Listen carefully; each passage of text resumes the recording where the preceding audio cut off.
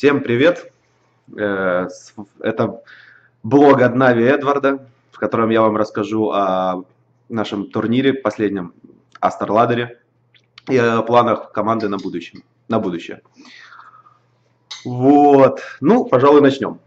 Значит, StarLadder. На StarLadder прошли 4 команды, отборы проходили в интернете. В интернете была группа из 15, по-моему, или 14 команд. Мы успешно там взяли серию миражей, за счет этого сразу вырвались в лидеры. И плюс ключевая победа над НИП на Дасте нам дала преждевременно уже как бы за несколько туров до конца. Мы уже знали, что попадем на лан-финалы, по-моему, если не ошибаюсь, то так все и было. Вот. На лан-финалы вышли поляки, ESC, мы Нави, Virtus.pro и НИПы, соответственно. 4 команды, вот совсем недавно, получается, пару недель назад сошлись в Киеве разыграть весь призовой фонд между собой. Пары поделились таким образом. Мы играли первый полуфинал с Virtus.pro. После нас должны были играть НИПы и против ESC поляков. И проигравшие играли между собой в лузерах, победившие играли в финал винеров.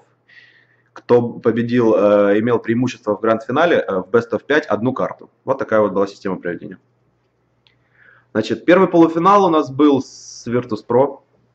Мы начеркали карты, у нас были, сейчас я вспомню, значит, у нас карты были Inferno и Dust 2. Inferno. Мы начали играть за атаку. Честно говоря, я не помню, взяли ли мы или проиграли пистолеты, но отчетливо помню, что мы достойно отыграли. То есть мы играли, я не ожидал, что мы можем все-таки хорошо играть, потому что у нас были в тот момент проблемы на Инферно, но мы, видимо, эти проблемы побороли, и мы все равно хорошо сыграли за атаку, более-менее, в общем, удовлетворительно сыграли за атаку. Если не ошибаюсь, счет был там 9-6 или 8-7, как-то так. Перешли за дефенс. Проиграли пистолеты, но с первого бай-раунда мы смогли навязать свою игру.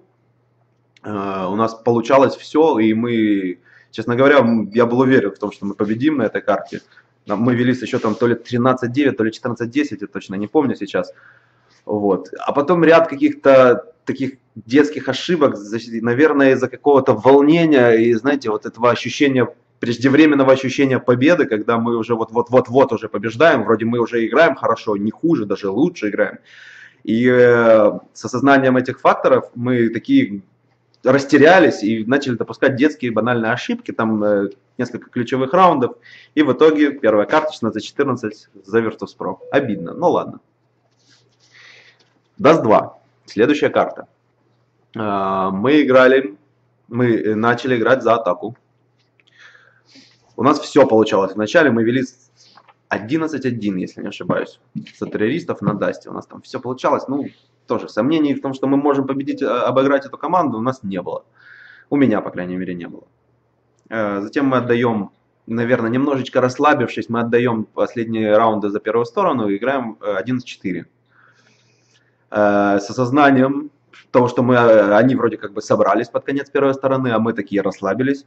Мы переходим за контров и думаем, ну надо собраться, надо довести до логического завершения эту карту, выиграть и потом играть третью. Значит, проигрываем пистолеты. Да ничего, нормально. Проигрываем пистолеты. И с первого бай-раунда опять у нас, мы берем, если не ошибаюсь, 1 или 2 раунда. Извините.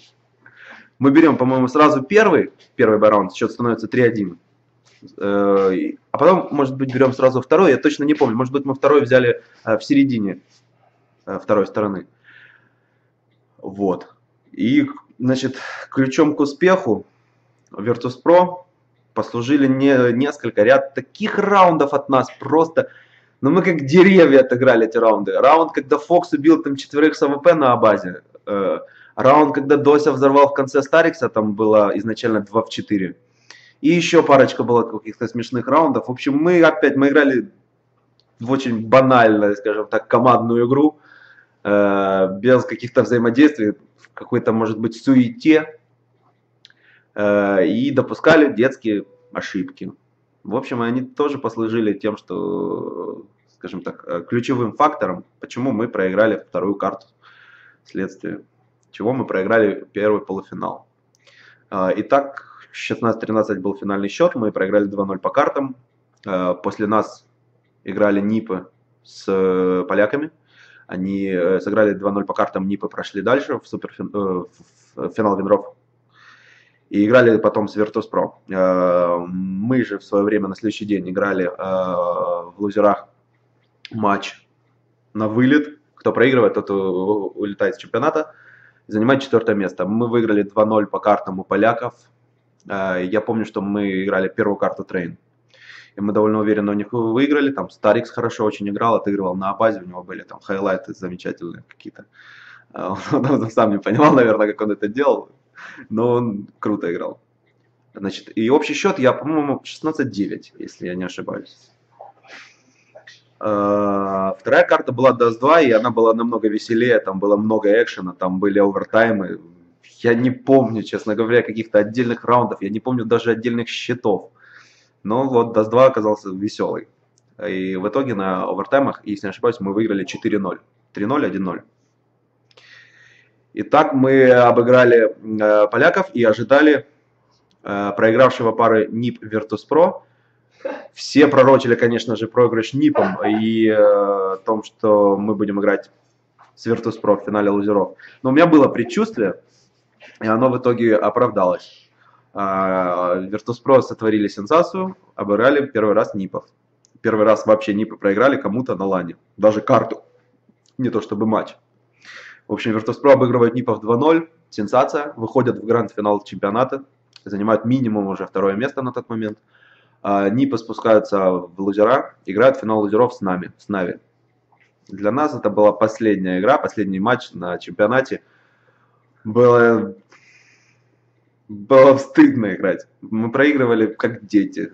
Мы ничего не могли противопоставить и не играли лучше нас на всех отрезках, на всех участках карты, во всех отношениях, во взаимодействиях, в стрельбе, во всех параметрах, скажем так, игровых. Они нас превосходили, и в то же время мы были и морально слабые, и технически слабые. Ну, в общем, мы были хуже, стоит признать. Они были молодцы. Они выиграли у нас 2-0, первая карта была Трейн. Мы за атаку взяли пистолеты, да, без потери. Вели 1-0, потом у них было 2 эко, по-моему, или 1 эко. 1 эко, 2-0 мы вели, они потом закупились, взяли в 3-м раунде бай и взяли этот раунд. И в итоге они у нас выиграли первую сторону, там 12-3 или 13-2, я не помню. За вторую мы тоже не особо нам ничего не противопоставили, и в итоге проиграли карту первую 16-3. Трейн. На Дасте картина не менялась. Все происходило по такому же сценарию классическому. Мы проиграли. Мы начали с террористов на Дасте. Нам это не дало никакого преимущества. Они нас переигрывали опять-таки везде.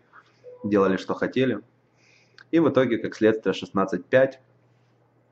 Отдельно рассказывать не имеет смысла про какие-то внутриигровые ситуации. Там не было ничего интересного. Ну, по крайней мере, с нашей стороны. Со стороны НИП это было интересно. И после этой игры мы проигрываем 2-0. И вылетаем с чемпионата, занимаем 3 место. Я могу подытожить. Могу сказать, что технически, как, скажем так, как машина для убийства, то есть команда для чемпионская, мы были довольно-таки хорошо готовы. У нас было много раундов, у нас было, скажем так, вот тактическая игра, она была вот подготовлена Данилой Зевсом на хорошем уровне. Я был удовлетворен на тот момент этим составляющим. Но у нас были очень серьезные проблемы психологического плана, морального, скажем так. И, в общем, они и повлияли на наш результат в основной, ну, в самой главной мере. Это была главная причина нашего проигрыша, я так считаю. В итоге мы занимаем 3 место. Я не то чтобы расстроен, ну и не то чтобы доволен. Все прошло закономерно. Стоит это признать. Дорогие зрители Натус Винцера ТВ. Вот так вот прошел Стреладер в гранд-финале. Ну, он так прошел для нас. Потом произошло вообще невероятное. У Virtus.pro подтвердили то, что они действительно выдающаяся команда. Они выиграли в гранд-финале НИПов 2-0. Тем самым общий счет в гранд-финале был 3-0, так как у них было изначально преимущество 1-0 по картам. Так, извиняюсь. Секундочку, ребят, секундочку. Все работает. Так, о чем я? Они выиграли 2-0 и выиграли чемпионат, заняли первое место и обыграли НИПов на 4 разных картах. В финале Винров они обыграли их на Мираже 16-14 и 16-10, по-моему, или 16-12, я не помню, на Нюке. А в гранд-финале они их обыграли на Инферно, на первой карте, и на Дасте 2. То есть 4 разных карты. Все карты у них были в притирочку Close Games. Но это было все равно невероятно. Они молодцы. Кстати, я их поздравляю. Я рад за них. Вот. Так вот закончился StarLadder. Теперь о планах на будущее. Команда Na'Vi будет в ближайшем будущем, на днях, собственно говоря, рассматривать перспективу поездки на Техлабс в Минск, где будут те же Virtus.pro, очень серьезный соперник. То есть, и мы не будем себе позволять, скажем так, ехать туда просто туристами. Но у нас есть серьезная проблема. Маркелов точно не сможет полететь с нами или поехать в Минск. Поэтому мы будем рассматривать варианты не ехать туда вовсе, или же брать замену вместо Маркелова и пытаться подготовиться. Я склоняюсь ко второму варианту, когда брать замену. Просто потому, что мне хочется играть. Нам нужна практика лан-турниров, вот ощущение того, что мы можем побеждать. Нам сейчас немножко нам не хватает как раз уверенности в себе. Уверенности не в интернете, а вот именно уверенности на лане. Поэтому я буду за второй вариант, чтобы брать замену. Даже пусть этот игрок будет не супер там какого-то уровня, это не важно. То есть я даже не планирую, я буду делать все для того, чтобы выиграть, но будем объективны. Вот. Значит, мы вчера играли на ESL лиге. Она уже началась для нас. Мы периодически регулярно, несколько раз в неделю, там 2, может быть 1, будем играть эти матчи. Вчера мы победили у команды Eyes on You, Дудчан. Значит, 23 числа концерт Зефира в Харькове, я иду. И 23 числа начинается StarLadder. И мы будем принимать участие и будем регулярно играть каждую неделю по матчу, по 2, может быть, я не знаю, против самых сильных команд Европы и, соответственно, мира, потому что Европа самая сильная в Counter-Strike. Вот, в принципе, все, что я вам должен был рассказать. Все, ребят, спасибо. Антон Беледнисов, мой сосед. Приятно познакомиться, да? Я верю в этих ребят. Мы все в них верим. И вот здесь товарищ на кухне, он тоже в них верит. Пора прекращать это. Пока.